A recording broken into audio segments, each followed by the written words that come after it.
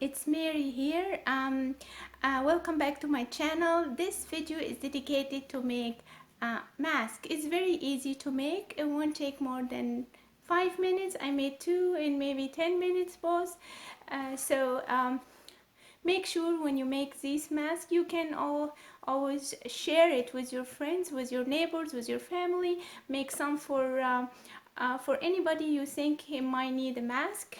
Hopefully nobody will need to use it soon.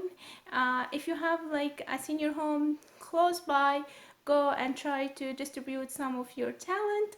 It's very good to share what blessing you have. So I encourage you to do some for your neighborhoods and family and friends.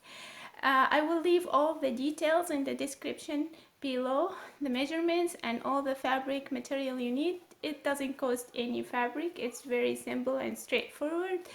I'll also take the chance to pray for those who've been through this virus. I'm sure that God is listening to our prayers, and I'm sure that everybody will be healed soon. God is a loving God, and He answers our prayer faster than we ever expect. So, that being said, I encourage you also to, if you like this video, give it a big thumbs up.